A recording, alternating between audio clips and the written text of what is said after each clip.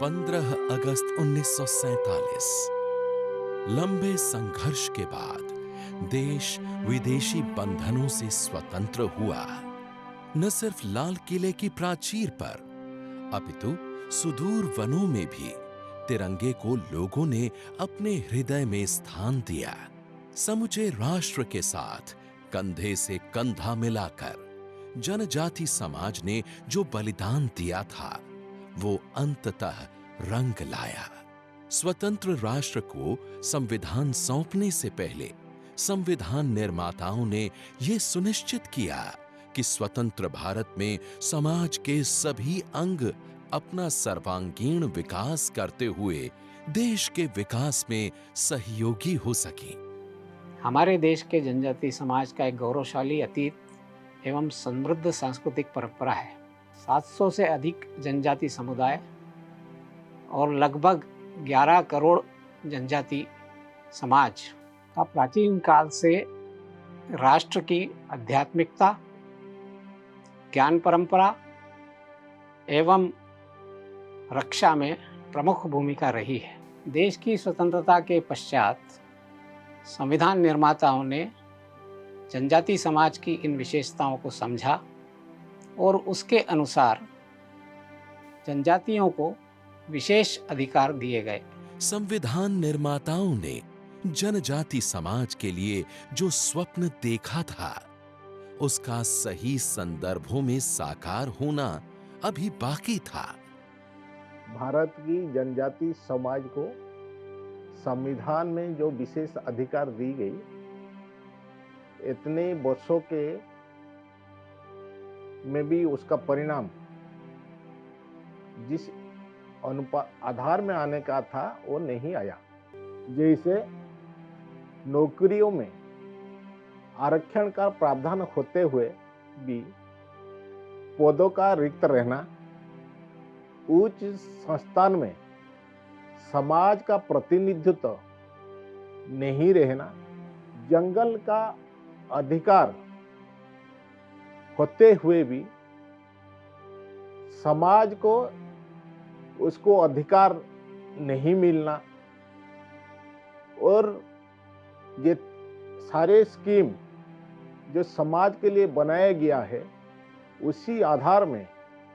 समाज को उसका लाभ नहीं मिलना, इसका कारण रहा जनजाति समाज को बारे में नीतियां बनाने वालों और इसको कार्यान्वयन करने वालों का ये जनजाति समाज का मूल स्वभाव का बारे में अनभिज्ञ रहना। इसलिए इसी दृष्टि से जनजाति समाज का स्वभाव और व्यवस्था का अनुकूल सेपरेट या अलग विचार करने का आवश्यक पड़ा। जनजाति अधिकारों एवं विकास की जो यात्रा 1950 से प्रारंभ हुई, उसने 2003 में एक निर्णायक मोड़ ले लिया। सरकार ने 2003 में संविधान में अमेंडमेंट करके आर्टिकल 338, जिसके अंदर शेड्यूल कास्ट और शेड्यूल ट्राइब कमीशन का प्रावधान था, दोनों के लिए अलग अलग कमीशन की व्यवस्था की और आर्टिकल 338A का कॉन्स्टिट्यूशन के अंदर इंसर्ट किया गया, जिसके लिए अनुसूचित जनजाति के लिए एक अलग से कमीशन बनाया गया। और इस आयोग के जो चेयरमैन हैं, उनको रैंक कैबिनेट मिनिस्टर का दिया गया, जो वाइस चेयरमैन हैं उनको मिनिस्टर ऑफ स्टेट का रैंक दिया गया, और जो उसके सदस्य हैं उनको भारत सरकार के सचिव का रैंक दिया गया। इतने हाई लेवल का कमीशन बनाने का जो ध्येय था वो यही था कि संविधान में जिस तरह का प्रोटेक्शन हमारे संविधान निर्माताओं ने अनुसूचित जनजाति के लोगों के लिए प्रोविजन बनाया है, उसको इम्प्लीमेंट करने के लिए अगर एक बॉडी को पावर नहीं दी जाएगी, अगर उसको एक हायर स्टेटस नहीं दिया जाएगा, तो जिस तरह का एक इम्पैक्ट क्रिएट होना चाहिए वो नहीं होगा। इसलिए जो उनको पावर भी दी गई, उनको सिविल कोर्ट की पावर दी गई कि जब वो किसी चीज़ को इन्वेस्टिगेट कर रहा है, कमीशन या इंक्वायर कर रहा है, तो जो एक केस को इन्वेस्टिगेट करने के लिए, चाहे वो समनिंग की हो चाहे वो डॉक्यूमेंट एग्जामिन करने की हो, चाहे वो रिकॉर्ड सम्मन करने की पावर हो, या किसी अधिकारी को बुलाने की पावर हो विटनेस लेने के लिए, वो पावर वही होनी चाहिए जो सिविल कोर्ट के पास है। इसके अलावा कमीशन को ये भी अधिकार दिया गया कि वो कमीशन जो है समय समय पर अपनी रिपोर्ट बना करके कि कॉन्स्टिट्यूशन के हिसाब से क्या राज्य सरकारें, क्या केंद्र सरकार, क्या पीएसयूज और दूसरे लोग जो इसके लिए कार्यरत हैं, क्या वो अपना इस तरीके से कर रहे हैं कि जो लोग हैं उनके अधिकारों का प्रोटेक्शन हो रहा है। और उसके लिए जो है हर वर्ष कमीशन अपनी रिपोर्ट प्रेसिडेंट को सबमिट करता है और प्रेसिडेंट, राष्ट्रपति जो है उस रिपोर्ट को पार्लियामेंट के सामने रखते हैं कि कौन कौन से रिकमेंडेशन कमीशन की एक्सेप्ट हुई हैं और कौन कौन से रिकमेंडेशन सरकार ने एक्सेप्ट नहीं। संविधान निर्माताओं के स्वप्न को तेजी से पूरा करने के लिए एक सशक्त आयोग के गठन ने शासन की मंशा को तो स्पष्ट कर दिया, लेकिन इस दिशा में कुछ और कदम चलना बाकी है। National commission for scheduled tribe एक बहुत ही सशक्त और शक्तिशाली कमीशन है, पर देश का दुर्भाग्य ये है कि हम में से ज़्यादातर लोगों को इसकी शक्तियों के बारे में शायद पता ही नहीं है या फिर हमने कभी भी इसके बारे में जानने की कोशिश ही नहीं करी।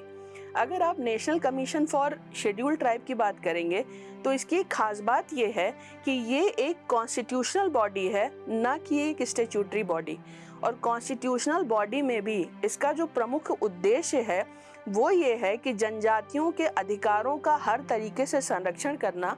चाहे वो उनके कल्चरल राइट्स हों, चाहे वो ज़मीन से जुड़े हुए उनके राइट्स हों, या फिर संविधान या दूसरे स्टैट्यूट में उनको जिस तरीके के भी राइट दिए गए हैं उसको कैसे जनजातियों तक पहुंचाया जाए और उनके सोशल और इकोनॉमिक एलिवेशन के लिए किस तरीके के सजेशंस दिए जाएं, ये सारे के सारे काम इस national commission for scheduled tribe के हैं। ये कमीशन अपना काम अच्छे तरीके से कर सके, इसके लिए इसके एक्ट में ही इसको असीमित पावर दी गई है। लेकिन चाहे वो ब्यूरोक्रेट्स हों, चाहे वो जुडिशरी से जुड़े लोग हों, चाहे एकेडमिया से जुड़े हुए लोग हों, चाहे लॉ मेकर्स हों या चाहे जन सामान्य हों, क्या आज हम ये कह सकते हैं कि उनको इस कमीशन की शक्तियों के बारे में सही अंदाजा है? राष्ट्रीय अनुसूचित जनजाति आयोग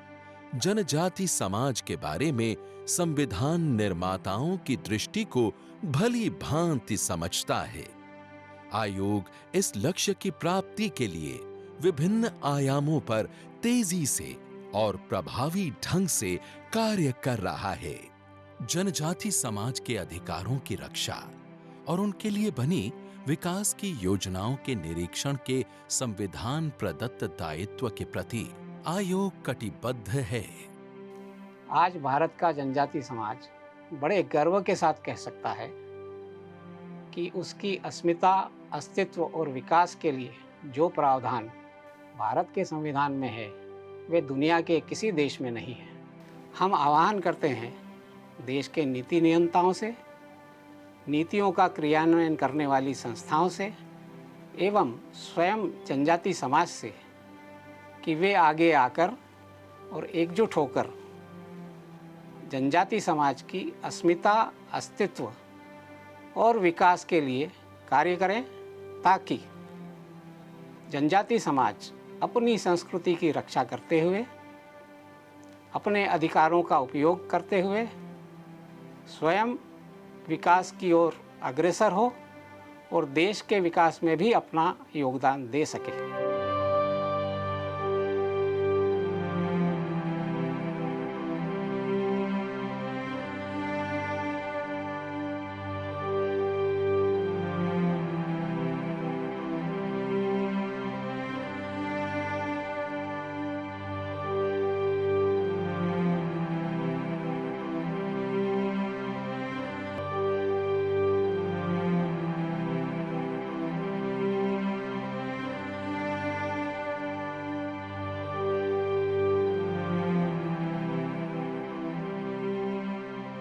आइए जनजाति समाज को लेकर संविधान निर्माताओं द्वारा देखे गए स्वप्न को शीघ्रता से साकार करें। जनजातियों की अस्मिता, अस्तित्व और विकास की इस यात्रा को अपने गंतव्य तक पहुंचाने में अपनी भूमिका सुनिश्चित करें।